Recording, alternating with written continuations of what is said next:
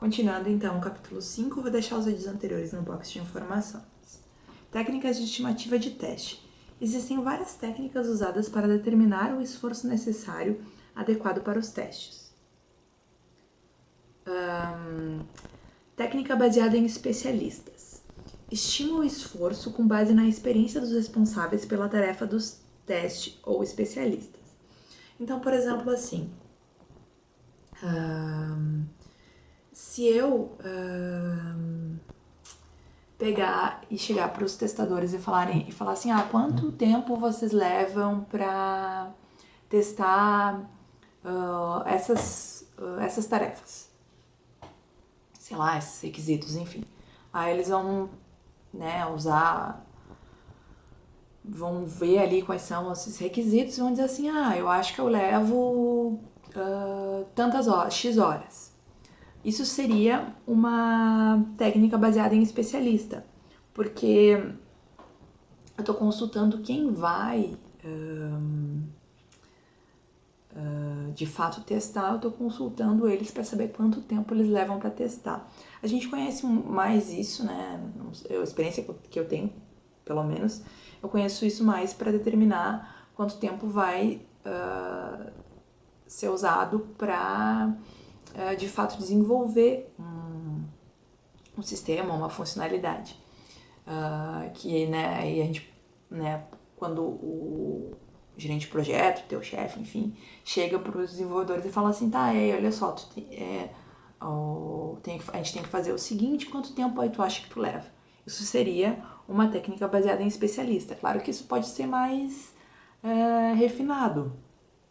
Eu poderia apresentar numa reunião quais são as funcionalidades que eu quero entregar e numa equipe, para uma equipe de desenvolvedores e falar assim, vamos classificar, sei lá, eu tenho histórias de usuário.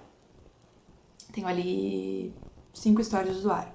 Aí eu peço para eles me classificarem, essa história de usuário aqui tu acha que é bem fácil de implementar. Então, tu atribui ela ao número 1. Tu acha que essa história de usuário é mais ou menos fácil de... Não é fácil, não é nem difícil de implementar, é média. Então, tu atribui para ela o valor 2. Agora, essa história de usuário aqui é o caos, assim, vai ser muito difícil para implementar. Então, tu atribui para ela o valor 3. Então, assim, eu conseguiria classificar, depois eu posso transformar isso em horas, enfim, para eu ter algo mais palpável, mas assim eu poderia classificar as histórias de usuário definindo a complexidade que seria de fazer cada uma delas. Um exemplo de técnica seria o Planning Poker, onde eu reúno os desenvolvedores, com as cartas, aí a funcionalidade, enfim, a história do usuário, enfim, é apresentada e aí cada um dos participantes mostra uma carta que contém um número. Se esses números são muito distantes um do outro, cada um expõe o seu ponto de vista. Não, isso aqui eu disse que ia ser o número 10, porque eu sei que isso afeta tal e tal módulo, eu acabar tendo que retestar esses módulos, vai mexer em tal coisa, Um outro desenvolvedor pode ter tido uma visão mais simplista sobre aquela complexidade e deu ali o número 5. Então, assim, se chega num consenso de um número de horas, de horas ou de complexidade, daí varia, de equipe para equipe, como que tu trabalha com esse número, se é em horas ou se é em complexidade, depois tu vai converter para horas, enfim. Então, o Planning Poker seria uma estratégia baseada em especialista, onde tu tem ali as pessoas discutindo, baseado na sua experiência, com tarefas similares, quanto tempo elas gastaram, isso não palpável, mas elas olham para aquilo e falam assim, acho que eu já fiz isso uma outra vez e é bem difícil, então vou botar aí 10 horas. Então, esse é o Planning Poker. Outro exemplo que ele cita, de técnica baseada em especialista, ele fala de wideband Delphi. Esse wideband Delphi, pelo que eu pesquisei, é muito parecido com o Plane Poker, também envolve desenvolvedores, né, pessoas que vão de fato executar a tarefa, mas eles colocam esses números num quadro, é só uma outra... é muito parecido com o Plane Poker, mas em vez de cartas, as pessoas falam e isso vai ser colocado num quadro, enfim. Acho que eles anotam num papel, não lembro bem. Depois a gente tem a técnica baseada em métricas. Ela estima o esforço do teste com base nas métricas de projetos anteriores ou com base em valores típicos. Então, por exemplo, assim, aquele exemplo que eu dei aquele primeiro exemplo que eu dei de uma técnica baseada em especialista, onde eles atribuem a cada história de usuário número 1, 2 e 3, baseado na sua complexidade. Digamos que para essa sprint, né, ou seja, para essa iteração, eu disse que a complexidade, né, de todas as histórias fechou em 15, digamos. Então, e aí eu tenho uma sprint de 10 dias, deu 10 dias, eu consegui entregar 15 pontos. Então, na minha próxima iteração, na minha próxima sprint, baseado no meu histórico anterior, que em 10 dias eu consegui entregar 15 pontos, eu posso dizer, uma técnica baseada em métricas, que nessa aqui eu também vou conseguir entregar 15 pontos, porque nessa iteração eu também vou ter 10 dias para fazer o sistema. Então eu estou olhando para um histórico anterior e dizendo que agora eu também vou conseguir entregar, já que eu tenho o mesmo tempo, eu vou conseguir entregar a mesma quantidade de horas ou de pontos, enfim, né, dependendo da tua abordagem. Então eu posso ter uma técnica que é baseada em especialista, mas quando eu tenho assim um histórico, ela é baseada em métricas. Aí ele me dá um exemplo de gráfico burn down e modelo de remoção de defeitos. Ele explica o que seria esse modelo de remoção de defeitos, onde o volume de defeitos e o tempo para removê-los são capturados e relatados, o que fornece uma base para estimar projetos futuros de natureza similar. Então aqui ele me diz que se eu achei num sistema para biblioteca, eu achei 20 defeitos e o tempo para remover foram 3 dias, então, quando eu tiver um outro sistema para biblioteca, um sistema parecido, eu posso dizer que eu vou levar esse mesmo tempo para esse mesmo número de defeitos. Então, né, usar desse histórico para estimar o tempo. Então, essa seria a técnica baseada em métricas. Quando ele fala de gráfico burn down, deixa eu ver, eu desenho um gráfico aqui, deixa eu só achar.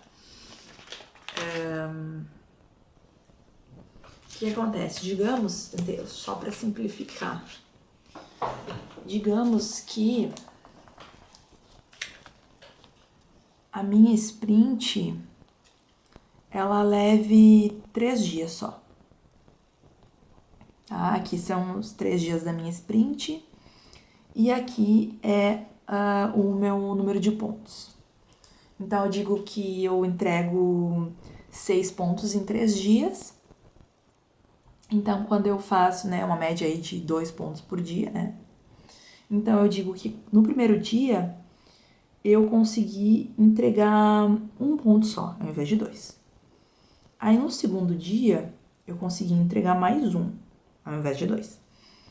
Já no terceiro, já consegui um pouco melhor, né? Consegui entregar 2 pontos.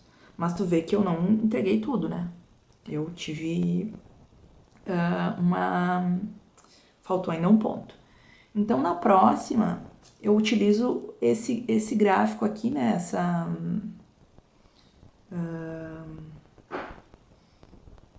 esse gráfico aqui como base. Então, na próxima eu vejo quanto que eu vou entregar. Nesse segundo aqui, então no primeiro dia aqui eu consegui entregar 2 pontos, só já fui melhor do que a sprint anterior. Aí no segundo dia eu entreguei mais 1. Então aqui eu fui exatamente igual, né? Eu tinha no segundo dia exatamente a mesma quantidade de pontos. Aí aqui no terceiro dia eu arrasei, eu consegui entregar 3, né? Ou seja, eu tô usando como base o meu histórico, né, para determinar quanto que eu vou conseguir entregar dessa vez. Eu consigo comparar. Aqui no burn down, tu sempre começa de cima para baixo, tipo, 1 ponto, tu não vai ligar 1 com 1, tu vai ligar 1 com 6. Se for 2 pontos, tu vai ligar 2 pontos, tu vai ligar 1 com 5. Então, tu sempre começa de cima para baixo. Esse é o burn down. Agora, fatores que influenciam o esforço de teste. A estimativa do esforço de teste envolve a previsão da quantidade de trabalho relacionado ao teste que será necessário para atender os objetivos de teste de um projeto, release ou iteração em particular. Então, na realidade, aqui ele está me falando sobre o esforço, né? Sobre como que eu determino o esforço, né? Que a gente viu as técnicas que existem, eu determino o esforço. E quando eu determino o esforço, eu estou prevendo, né, a quantidade de trabalho de teste que vai ser necessário. E aí aqui ele me dá os fatores que influenciam o esforço. E aí eu tenho características do produto, características do processo de desenvolvimento, características das pessoas e tenho também os resultados do teste como influenciadores do esforço. Então, as características do produto, riscos associados com o produto. Então, a questão de risco que foi visto já nos vídeos anteriores acabam influenciando no esforço de teste. Então, quanto maior o meu nível de risco, mais testes eu vou ter que demandar naquela área. A qualidade da base de teste. Então, dependendo da qualidade da minha base de teste, né, da minha especificação, da minha história do usuário, enfim, toda aquela coisa, isso vai demandar mais ou menos esforço. Né? Se eu tiver aí uma especificação mais pobre, assim, eu vou, né, vai ficar mais difícil para eu testar. O tamanho do produto, né, eu tenho aí um produto com vários módulos, um produto gigante, né, vai acabar demandando maior esforço.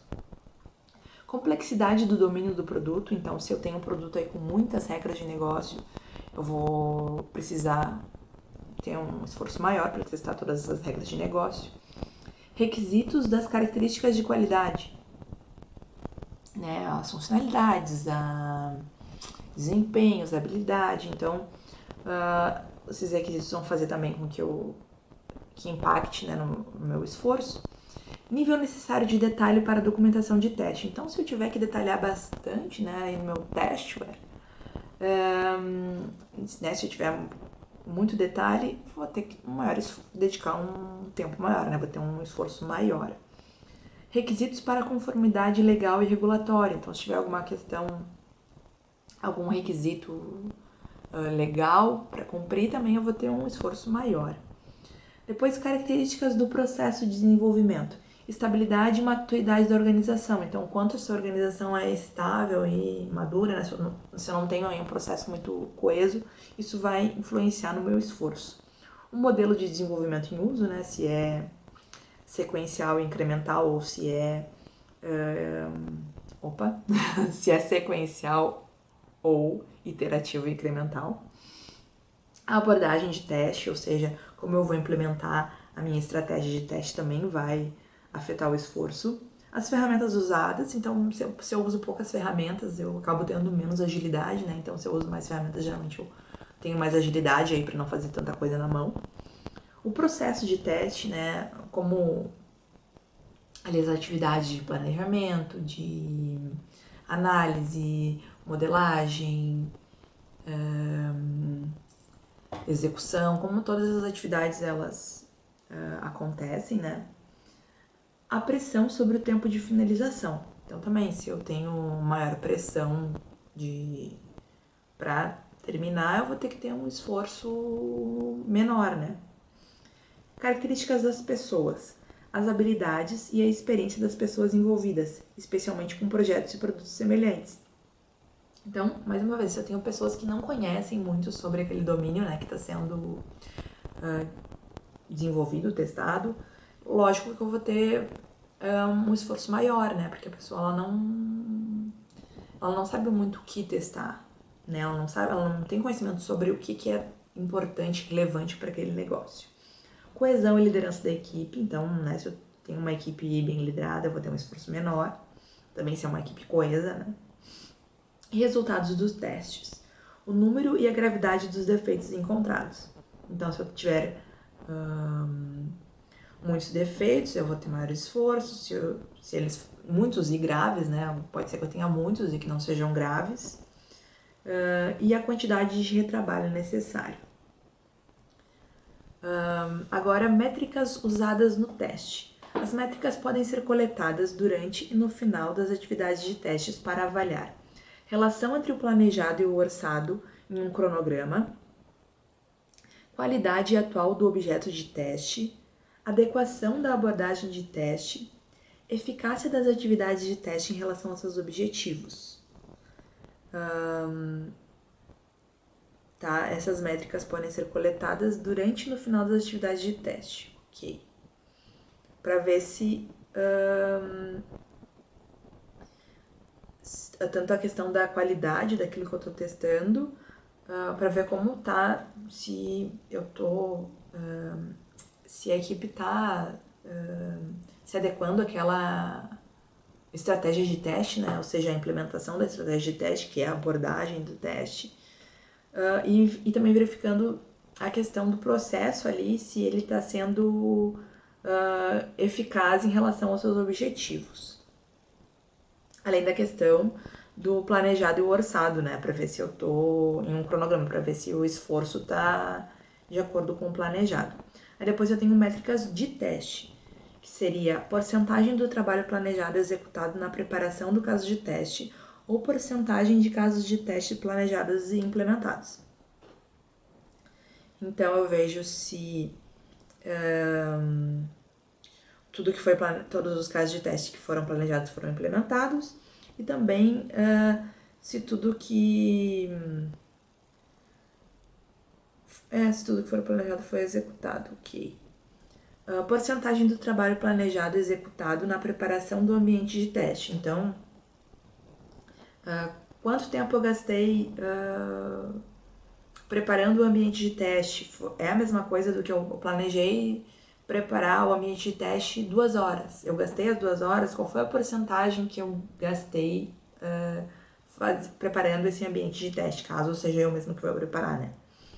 Execução de casos de teste. Número de casos de teste executados, não executados, casos de testes aprovados com falha ou condições de testes aprovadas ou com falhas. Então aqui, em relação aos casos de testes, né, eu posso ver quais que foram executados, tantos por cento dos casos de testes foram executados.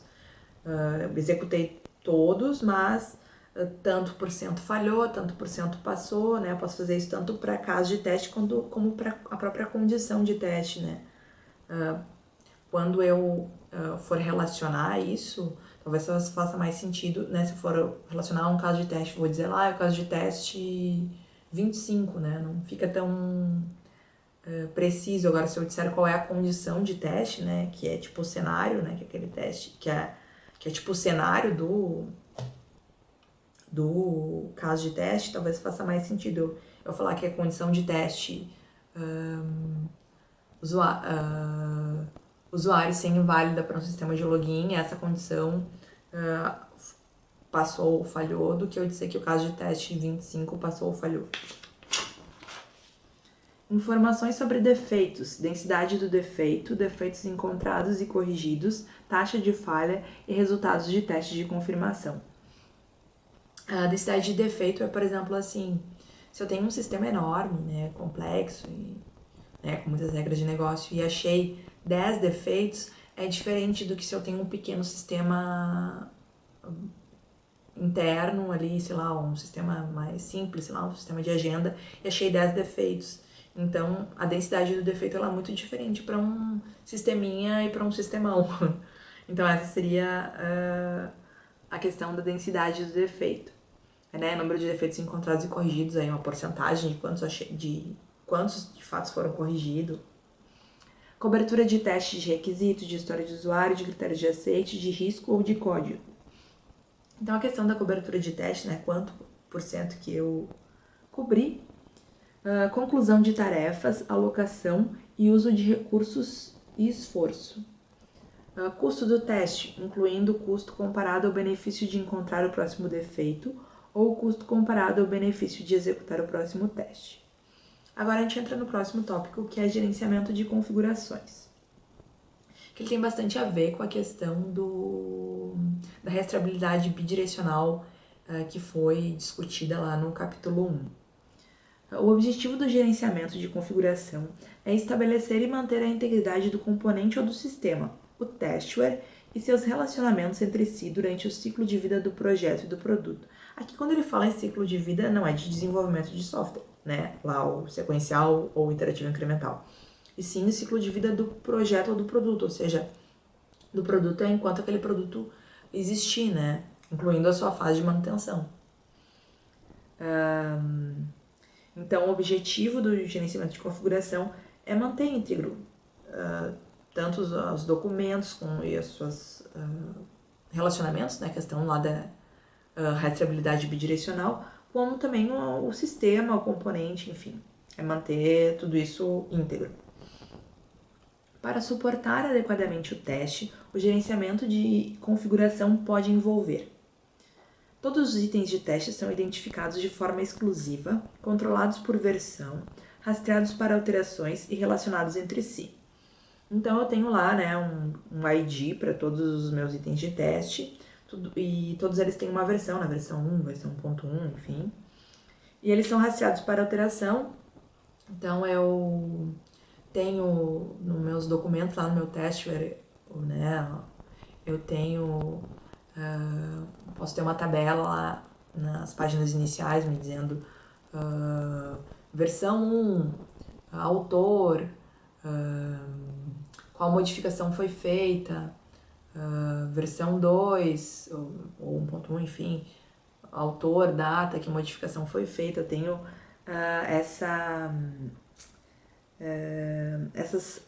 esse rastreamento das alterações. E o relacionamento entre si, que é a questão da rastreabilidade bidirecional, né? Esse caso de teste tá ligado a tal história de usuário, tal história de usuário tá ligado a tal épico, enfim, assim por diante. Todos os itens de testware são identificados de forma exclusiva, controlados por versão, rastreados para alterações, relacionados uns com os outros e relacionados às versões dos itens de testes, de forma que a rastreabilidade possa ser mantida durante todo o processo de teste. Então, é basicamente a mesma coisa, né? Eu tenho... Aqui ele fala especificamente dos itens de testware, né? Antes ele falava de itens de teste. Então, eu tenho tanto o meu código, o meu sistema, eu tenho tudo isso com identificadores únicos, né? Com IDs, e tem tudo controlado por versão e tudo com rastreabilidade bidirecional. Todos os documentos e itens de software identificados são referenciados sem ambiguidades na documentação de teste, né? Ou seja, como eu tenho cada um com os seus identificadores únicos, né? Não vou ter ambiguidade. Agora o próximo é o planejamento. Objetivo e conteúdo de um plano de teste. Aqui ele volta a falar sobre o processo de teste, sobre algumas atividades do processo de teste, na verdade, que ele falou lá no capítulo 1. Aqui ele fala sobre o planejamento, né? Que é a primeira atividade do processo de teste e que tem como produto de trabalho o plano de teste. Lá no capítulo 1 ele não falava sobre o que era um plano de teste, só falava assim, no planejamento o produto de trabalho é o plano de teste. Então aqui ele fala sobre o que é esse plano de teste. O planejamento é influenciado pela política de teste e a estratégia de teste da organização. né? Se é uma estratégia analítica, se é uma estratégia baseada em modelo, aversão à regressão, enfim, todas aquelas que a gente viu já. Pelos ciclos de vida, né? Se é sequencial ou iterativo ou incremental, e métodos de desenvolvimento usados. Pelo escopo dos testes, ou seja, por aquilo que meus testes vão testar, né? O meu escopo, objetivos, riscos, restrições, criticidade, testabilidade e disponibilidade de recursos, né? Se eu tenho pessoas, se eu tenho as ferramentas necessárias, enfim. Conforme o andamento do projeto e do planejamento do teste, mais informações ficam disponíveis e mais detalhes podem ser incluídos no plano de teste. Né, as atividades do processo de teste, inclusive o planejamento, elas não são sequenciais, né? Mesmo que eu esteja utilizando um modelo de ciclo de vida de software sequencial, as atividades do processo de teste elas podem se sobrepor, né? Conforme as atividades vão acontecendo, eu posso ir realimentando o meu plano de teste, né? Ou seja, o planejamento é uma atividade contínua. O feedback das atividades de teste deve ser usado para reconhecer a alteração de riscos para que o planejamento possa ser ajustado.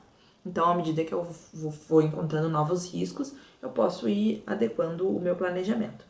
O planejamento pode ser documentado em um plano de teste principal e em planos de teste separados para cada nível ou tipo de teste. Então, eu posso ter um plano de teste lá para o meu teste de sistema, um outro plano de teste para o meu teste de aceite, eu posso ter um para o teste de componente, eu posso ter outro para o teste de integração de componente. As atividades do planejamento do teste podem ser documentadas em um plano de teste e incluir determinar o escopo, objetivos e riscos do teste. Definir a abordagem geral do teste, ou seja, a implementação da estratégia de teste. Integrar e coordenar as atividades de teste nas atividades de ciclo de vida do software, ou seja, enquanto o software existir, né, incluindo a fase de manutenção. Tomar decisões sobre o que testar, as pessoas e outros recursos necessários para realizar as várias atividades de teste e como essas atividades serão realizadas. Então aqui é a questão de recursos, né? Pessoas, ferramentas, recurso financeiro. Programar as atividades de análise, projeto, implementação, execução e avaliação de testes em datas específicas ou no contexto de cada iteração. Em data específica se for um modelo sequencial e em contexto de cada iteração se for aí um modelo iterativo e incremental. Isso de programar essas atividades parece que seria tipo um cronograma, né? Já que eu vou dizer quando que vai acontecer essas atividades. Selecionar as métricas para monitoramento e controle dos testes. Então, aquelas métricas lá de porcentagem de cobertura de teste, porcentagem de casos de teste executado, eu vou selecionar durante o planejamento, aqui no plano de teste, eu vou selecionar que métricas que eu vou utilizar. E só que essas métricas que eu estou selecionando agora, eu só vou utilizar lá na minha atividade de monitoramento e controle. Orçar as atividades de teste, determinar o nível de detalhes e a estrutura da documentação de teste, fornecendo modelos ou exemplos de documentos. Então aqui eu vou dizer o quanto de detalhe que esse meu testware deve ter e a estrutura desses documentos, né? Eu posso fazer isso fornecendo modelos ou exemplo de documentos para quem for fazer essa documentação, né?